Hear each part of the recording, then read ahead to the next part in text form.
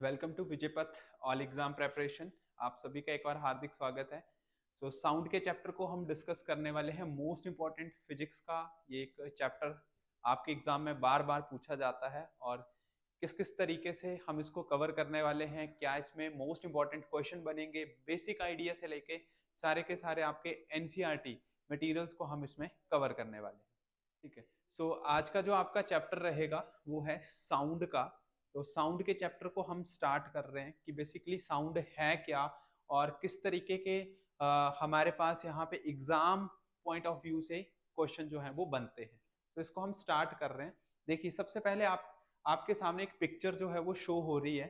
तो अगर आप इस पिक्चर को देखेंगे, सबसे पहले जैसे गिटार है, ठीक है, उसके बाद एक कोई पर्सन है जो कि एक ड्रम बजा रहा है, ढोलक बजा रहा है, या एक बेल है, स्पीकर है। तो यहाँ पर अगर आप देखेंगे तो जितनी भी चीजें हैं वो सारी की सारी मोशन में है, मूवमेंट कर रही है, वाइब्रेट हो रही है। तो जहां पर वाइब्रेशन आएगी वहां पर आएगी साउंड। ये आपको ध्यान रखना है कि साउंड कहां से प्रोड्यूस होती है, जहां से वाइब्रेशन आती है। जहां से वाइब्रेशन आएगी वहां से ही साउंड की प्रोडक्शन जो है वो स्टार्ट होती है। तो सबसे पहले हम इंट्रोडक्शन पार्ट में हम स्टार्ट करने वाले हैं साउंड एंड उसके बाद है वेव मोशन। उसके बाद हम इसके डिफरेंट टाइप्स को कवर करेंगे, जिसमें हमारे पास इलेक्ट्रोमैग्नेटिक एंड उसके साथ साथ मैकेनिकल वेव्स का पार्ट जो है वो रहेगा। सबसे पहले साउंड की बात कर रहे हैं। What is sound? Sound is a vibration which produce sensation of hearing in our air. Sound क्या है? साउंड एक तरीके की वाइब्रेशन है।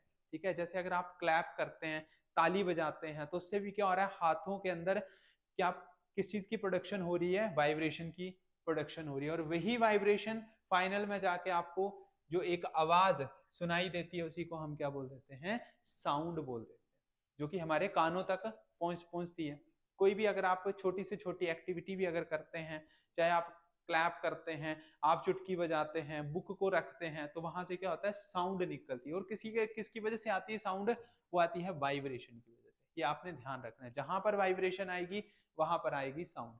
अब एग्जाम पॉइंट ऑफ व्यू से आपको डेफिनेशन जो है वो लर्न करनी पड़ेगी। बेसिक अंडरस्टैंडिंग जरूरी है। आप अपनी मर्जी से अपनी लैंग्वेज के अकॉर्डिंग भी आप एक डेफिनेशन लिख सकते हैं, बट आपको एग्जाम पॉइंट ऑफ व्यू से ही उसी लेवल के हिसाब से अपनी डेफिनेशन जो है वो बनानी है, क्योंकि मेन कॉन्सेप्ट किसका है? वाइब्रेशन का। जहां पर वाइब्रेशन आएगी वहां पर आएगी साउंड। साउंड की अगर बात करें, how is sound produce? Sound की जो प्रोडक्शन है वो कैसे होती है? तो जस्ट अभी मैंने आपको बता दिया, साउंड की प्रोडक्शन कैसे होगी? किसी भी एक वाइब्रेटिंग सोर्स से।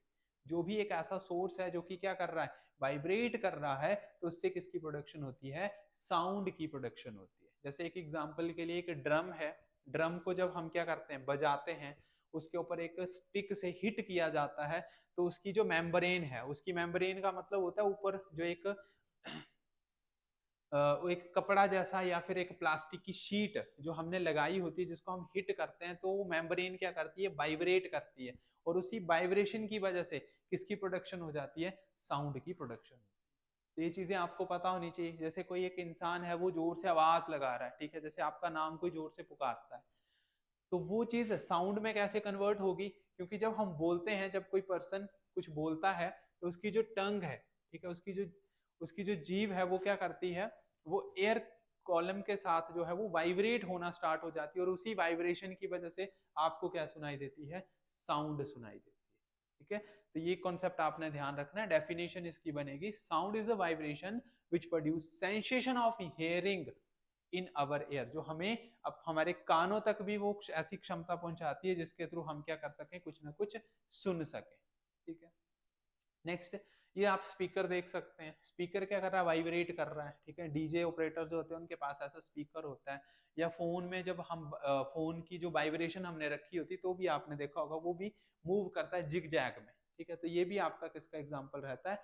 एक वाइब्रेशन का एग्जाम्पल रहता है। तो जब ये वाइब्रेट करेगा तो वाइब्रेशन से किसकी प्रोडक्शन होगी? साउंड की ही प्रोडक्शन जो है वो यहाँ पे होती है। ठीक है। सबसे यहाँ पे इसके बाद बात करेंगे, sound travel in the form of wave. Sound किस फॉर्म में ट्रेवल होती है? वेव की फॉर्म में ट्रेवल होती है। अगर मैं एक जनरल वेव यहाँ पे बनाऊं, तो वेव आपने देखी होगी कुछ इस तरीके से डिजाइन की जाती है। जब भी हम एक जनरल वेव बनाते हैं तो साउंड भी हमेशा किस फॉर्म में ट्रेवल करती है, वेव की फॉर्म में ट्रेवल करती है। ठीक है, अब यहाँ पर इसके नेक्स्ट पार्ट को हम कवर करने वाले हैं। सबसे पहले आपको ये पता होना चाहिए कि मैंने आपको बता तो दिया कि साउंड ट्रेवल करती है वेव फॉर्मेशन में, बट एक्चुअल में वेव है क्या, तो पहले वो भी तो पता होना चाहिए। तो वेव क्या है, वेव के बारे में जान लेते हैं। आपने देखा होगा समुद्र में लहरें उठती हैं। ठीक है, आपको यहाँ पे स्क्रीन पे ये पिक्चर शो हो रही है, तो यहाँ पे आप देख सकते हैं लहरें उठ रही हैं।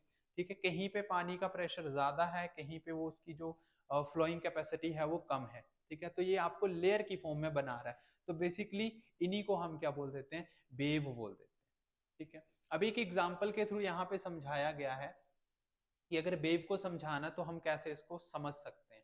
आपने क्या किया, एक बॉक्स कंसीडर किया। ठीक है, उसको हमने किसका नाम दे दिया, मीडियम का नाम दे दिया। बॉक्स क्या है, एक तरीके का मीडियम है।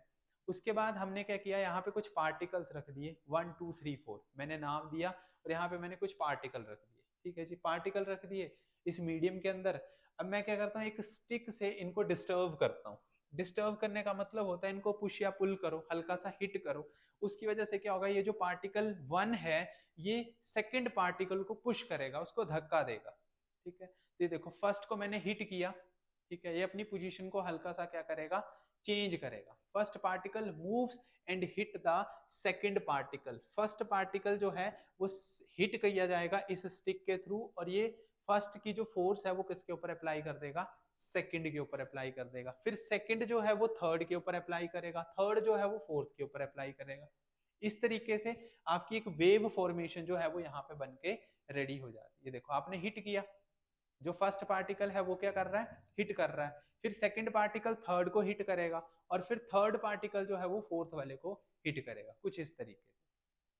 ठीक है, अभी जस्ट हमने क्या सीखा कि फर्स्ट पार्टिकल सेकंड को हिट कर रहा है, सेकंड वाला थर्ड को, थर्ड वाला फोर्थ को हिट कर रहा है, बट यहाँ पे तो वेव आई नहीं। अब वेव कैसे आएगी वो मैं आपको बताता हूँ। ठीक है, the particle do not move from one place to another, they just vibrate about their mean position. अगर यहाँ पे देखा जाए तो जो पार्टिकल है वो अपनी सिर्फ पोजीशन को चेंज कर रहा है। देखो ये वाला जो फर्स्ट वाला पार्टिकल है पहले यहां तक गया, सेकंड को इसने धक्का दिया, और फिर वापस जो है वो अपनी पोजीशन पे आ गया। यानी कि ये पार्टिकल इस तरीके से मूव कर रहा है, पहले आगे जा रहा है फिर पीछे जा रहा है, आगे और पीछे इस तरीके से। दिस जैसे झूला कैसे जाता है, पहले आगे जाता है फिर पीछे जाता है। ठीक है, पहले आगे जाएगा फिर पीछे जाएगा। तो उसी तरीके से ये क्या कर रहा है, सिर्फ और सिर्फ वाइब्रेट कर रहा है, अपनी पोजीशन को चेंज कर रहा है, वो भी एक पॉइंट से दूसरे में, और दूसरे से सीधे कहां पे आ जा रहा है, फर्स्ट पे आ जा रहा है। तो इसी चीज को हम क्या बोल रहे हैं, बेसिकली वाइब्रेशन। ये देखो अगर मैं इसको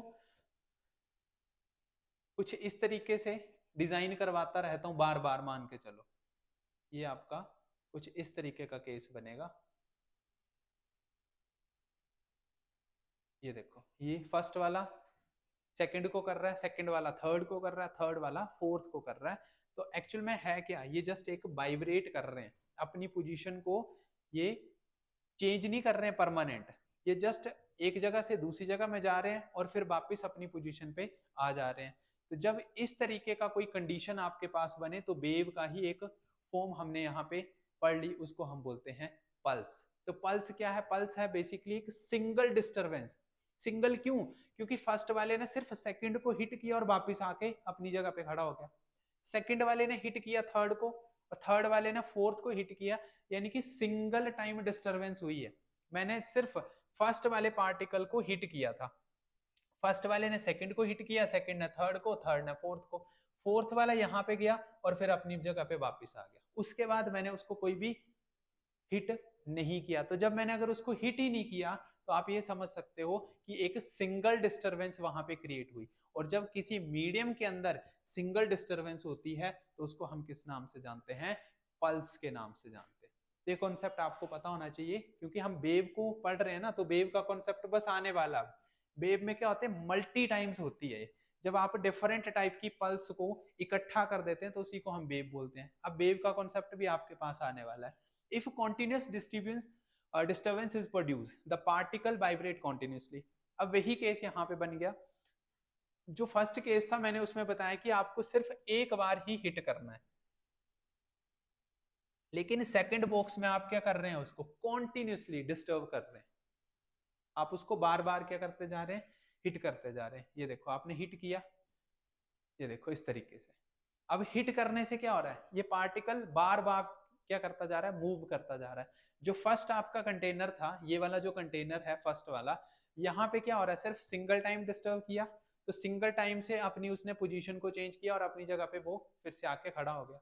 लेकिन जब केस आपके पास सेकंड वाला है, ये वाला केस है, तो यहाँ पर आप बार बार उसको क्या करते जा रहे हैं, हिट करते जा रहे हैं, यानी कि वो सिंगल डिस्टरबेंस नहीं है, आपने उसको बार बार डिस्टर्ब किया है। जब आप उसको बार बार डिस्टर्ब करेंगे तो वही मोशन उसका क्या बन जाएगा, वेव बन जाएगा। ठीक है, वही मोशन क्या बन जाएगा, कॉन्टिन्यूसली मोशन जो होता है वो क्या बन जाता है, वेव बन जाता है। तो आप खुद देख लो, साउंड को हमने वाइब्रेशन के साथ रिलेट किया, और यहां पर भी किस चीज की बारे में बात कर रहे हैं, हम वाइब्रेशन की ही बात कर रहे हैं। तो वाइब्रेशन जब कॉन्टिन्यूसली में रहेगी तो उस चीज को हम क्या बोल देते हैं, वेव बोल देते हैं।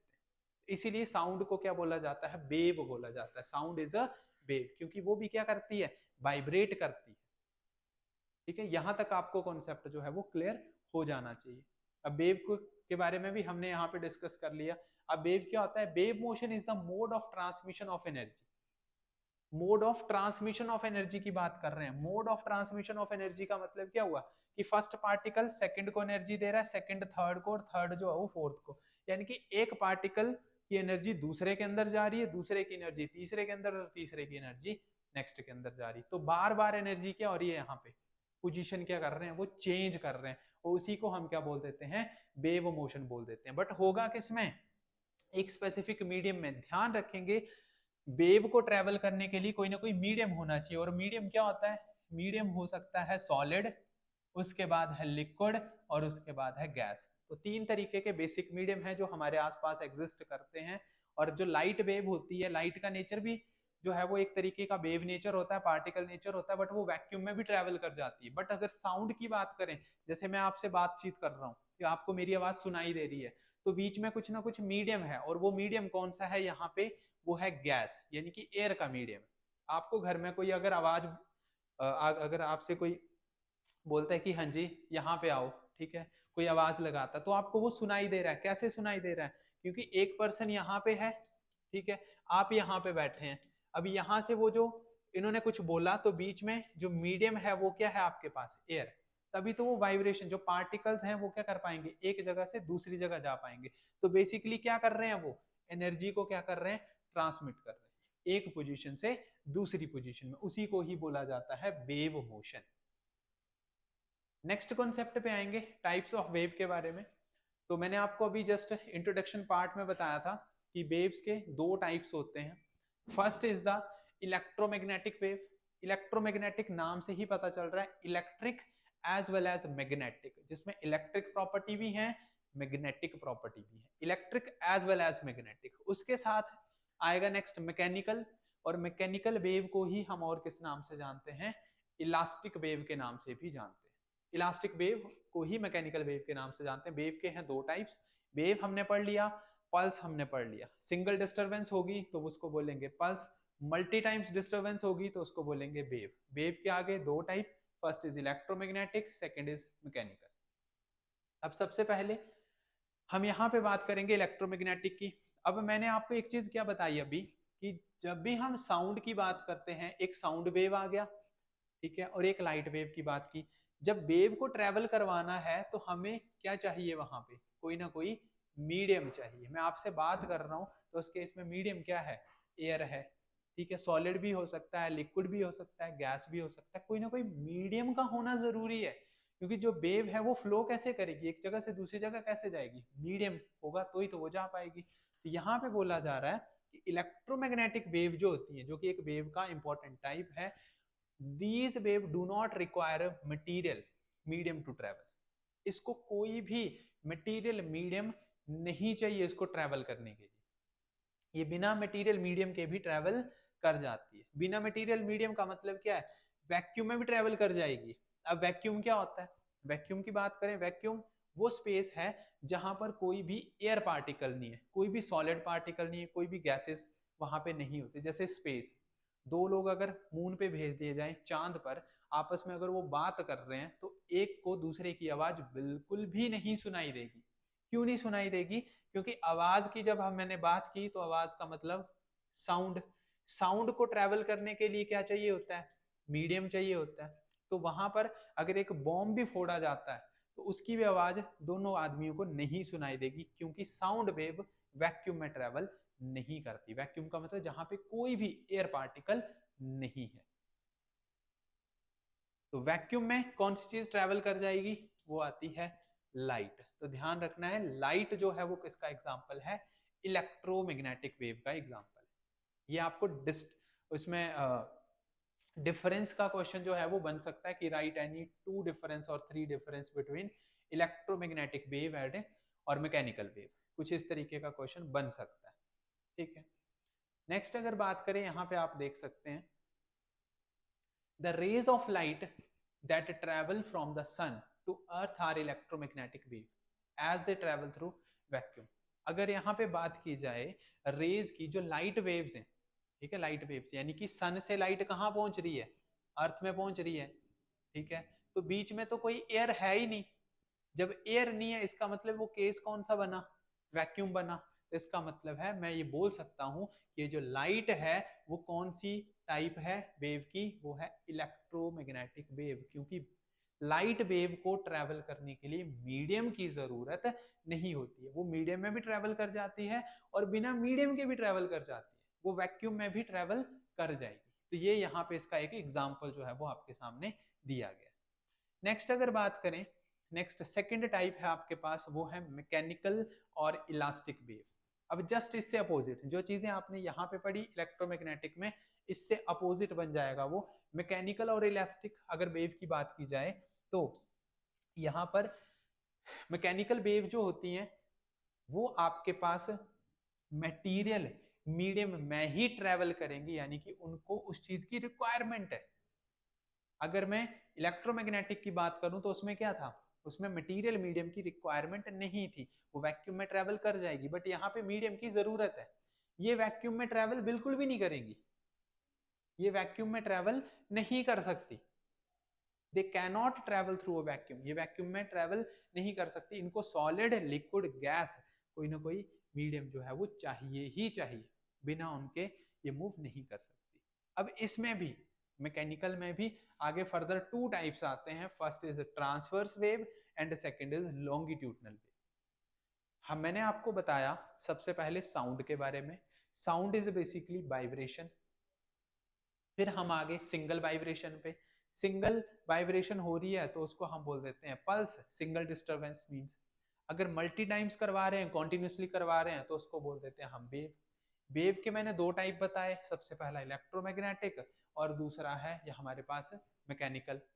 इलेक्ट्रोमैग्नेटिक वो टाइप होता है जिसमें मीडियम की जरूरत नहीं होती, यानी कि वैक्यूम में भी वो ट्रेवल कर जाते हैं। और मैकेनिकल ऐसा वेव का पार्ट है जिसमें हमारे पास कोई ना कोई मीडियम का होना जरूरी है। अब इसी पार्ट को फर्दर टू टाइप्स में डिवाइड किया गया। First is transverse and second is longitudinal. ठीक है, तो यहाँ पर नेक्स्ट पार्ट जो वो हम यहाँ पे कवर करेंगे। First is transverse and second is longitudinal. ठीक है, और उसके बाद उन दोनों में डिफरेंस देखेंगे कि क्या डिफरेंस वहां पे आ रहा है। जैसे मैंने अभी आपको मैकेनिकल और मैकेनिकल के साथ साथ इलेक्ट्रोमैग्नेटिक का डिफरेंस भी बता दिया कि किस में वो ट्रैवल करती हैं, किस में वो ट्रैवल नहीं करती हैं। तो उसी तरीके से मैकेनिकल वेव्स को डिवाइड किया जाता है टू टाइप्स में। सबसे पहला है ट्रांसवर्स वेव और यहाँ पर राइट साइड हम कवर करने वाले हैं लॉन्गिट्यूडनल वेव। तो सबसे पहले आप देखते जाएंगे क्या क्या हमने यहाँ पे कंसीडर किया। मैकेनिकल वेव को चेक कर रहे हैं, ट्रांसवर्स वेव के बारे में जानेंगे। एक रिजिड सरफेस मैंने लगाया। रिजिड सरफेस का मतलब एक दीवार है, एक ईंटों की दीवार है, और यहाँ पर एक स्टिक जैसी आपको दिख रही है येलो कलर की स्क्रीन पे। हाथ से मैंने उसको पकड़ा है, स्ट्रिंग आप उसको बोल सकते हो। ठीक है, अब आपने इसको मूव करवाना है। ठीक है, मूव करवाने का मतलब है आपने इसको हिलाना है। ठीक है, जब भी आप इसको हिलाएंगे, ठीक है, आपने इसको मूव करवाना है। ये देखो इस तरीके से रस्सी को जब आप मूव करवाएंगे, यानी कि जैसे आप क्या करो, किसी पेड़ से एक रस्सी को बांध दो, ठीक है, और अपने हाथ से जोर जोर से उसको क्या करो, हिलाओ, तो अगर आप देखेंगे रस्सी जो है वो कुछ इस तरीके से एक फॉर्म बनाएगी, up down up down up down का केस बनता है। As the string move, the particles oscillate about the mean position. यहाँ पे जो पार्टिकल्स हैं एक तरीके की वेव नेचर को शो कर रहे हैं, up down up down up down का केस बन रहा है मीन पोजीशन के थ्रू। अब यहाँ पर हमने पार्टिकल्स की मीन पोजीशन सेट कर ली। मीन पोजीशन आपको एक डॉट मैंने बना के दे दिया, ये ब्लू कलर का जो डॉट है ये मीन पोजीशन, मतलब कि जो इसकी मैक्सिमम हाइट यहाँ पे अटेन होके आ रही है, मैक्सिमम हाइट। और इसी के साथ अगर मैं डाउन की बात करूं तो ये नीचे भी जब जाएगी तो उसका एक डाउन पोजीशन भी जाएगा। यहां पर अगर आप देखेंगे रस्सी को आपने स्टार्टिंग में कुछ इस तरीके से पकड़ा था, और जब आप उसको हिला रहे हैं तो यहां पर ये रस्सी ऊपर जा रही है या फिर वो नीचे जा रही है।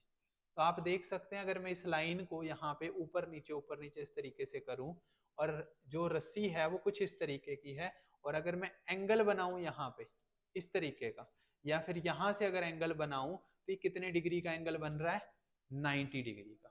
तो जब किसी वेव में 90 डिग्री का एंगल बने, ये दैट मीन्स कि आपका परपेंडिकुलर का केस हो ऑसिलेशन में। ऑसिलेशन का मतलब होता है वो जो वेव मूव कर रही है उस ऑसिलेशन में अगर परपेंडिकुलर का केस बने प्रोपेगेशन के साथ में, तो उस वेव को आप क्या बोलते हैं, ट्रांसवर्स वेव बोलते हैं। ध्यान रखना, ट्रांसवर्स वेव आप उसको बोलेंगे।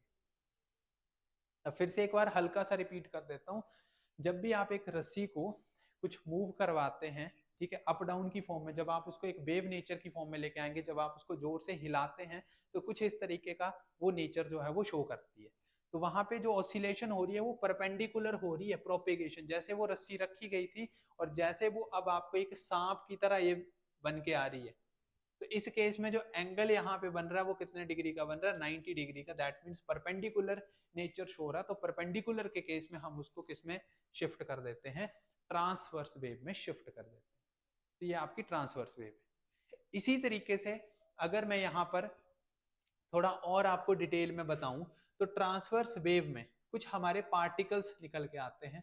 पार्टिकल्स तो नहीं बोल सकते, बट मैं आपको बोल सकता हूँ कि इसमें कुछ एक इंपॉर्टेंट पॉइंट निकल के आते हैं। ये जो वेव है इसका जो सबसे टॉप मोस्ट पार्ट होता है ये वाला, इसको बोला जाता है क्रेस्ट, और जो डाउन वाला पार्ट होता है इसको बोलते हैं ट्रफ।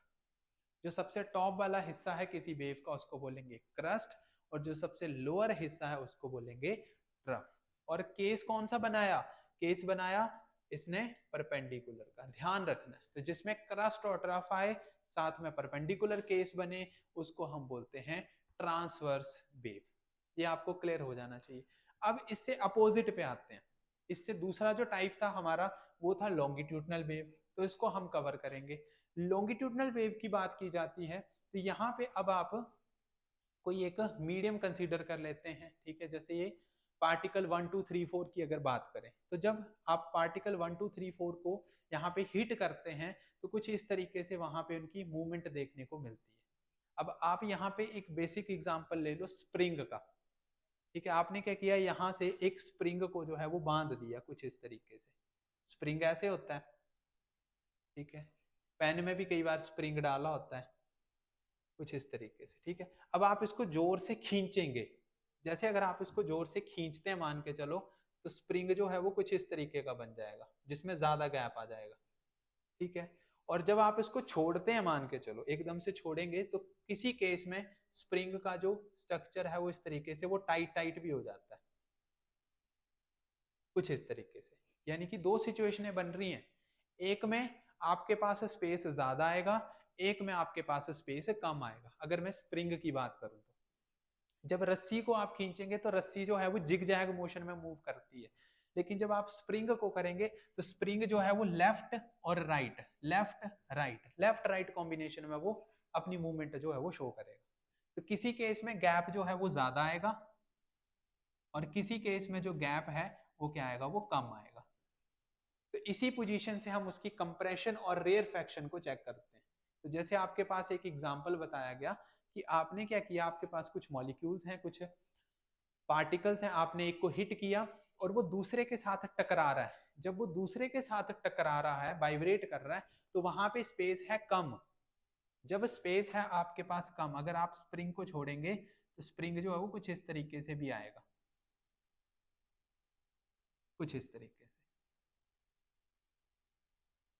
जब आपके पास स्पेस है कम तो उस पोजीशन को हम बोलते हैं कंप्रेशन। और जब आपके पास स्पेस हो जाएगा ज्यादा, क्योंकि सेकंड वाला पार्टिकल किसको हिट कर रहा है, सेकंड वाला पार्टिकल हिट कर रहा है थर्ड को, तो आप देख सकते हैं सेकंड और थर्ड में फिर से स्पेस कम हो गया, तो ये बन जाएगा कंप्रेशन। और यहां पर आपके पास स्पेस खुल जाएगा तो वो बन जाएगा आपके पास रेयरफैक्शन। जो आपका पिछला केस था उस केस में हाईएस्ट पॉइंट को क्रस्ट बोला गया, लोएस्ट पॉइंट को ट्रफ बोला गया। उसी तरीके से अगर जब आप यहाँ पे किसी एक स्प्रिंग को खींचते हैं जोर से और अगर आप उसको छोड़ते हैं तो वहां पर जहां पर स्पेस काफी कम बच जाता है उस केस को बोलते हैं कंप्रेशन, और जहां पे स्पेस बन जाता है ज्यादा उसको बोलते हैं रेयरफैक्शन। तो ये कॉन्सेप्ट जो है वो आपको यहाँ पर क्लियर होना चाहिए। अब आप एक चीज खुद देखो कि मैंने सारे के सारे पार्टिकल्स को कुछ इस एरो की शेप में रखा था हॉरिजॉन्टल फॉर्म में, और यहाँ पर हॉरिजॉन्टल के साथ साथ जो है ये अपनी पोजीशन को भी किस में मेंटेन कर रहे हैं, हॉरिजॉन्टल में ही मेंटेन कर रहे हैं। जो पिछला केस था उसमें वो अप डाउन में जा रहे थे तो 90 डिग्री का केस बन रहा था। यहाँ पर जो पार्टिकल्स हैं वो परपेंडिकुलर नहीं जा रहे हैं, वो किस फॉर्म में जा रहे हैं, पैरेलल फॉर्म में जा रहे हैं। तो जब आपके पास केस पैरेलल का बने, या फिर आप बोल सकते हो the particle oscillate parallel to the direction of propagation, तो उस वेव को हम क्या बोल देते हैं, लॉन्गिट्यूडनल वेव बोल देते हैं। ये आपको ध्यान रखना है। अब यहीं से आपका डिफरेंस भी क्रिएट हो जाएगा। डिफरेंस क्या क्रिएट होगा, अगर आपको डिफरेंस पूछा जाए एग्जाम में कि हाँ जी डिफरेंस बताओ, तो सबसे पहला ट्रांसवर्स वेव वो वेव होती है जिसमें परपेंडिकुलर का केस आता है, और लॉन्गिट्यूडनल वो होती है जिसमें पैरेलल का केस आता है। एक तो ये पता चल गया।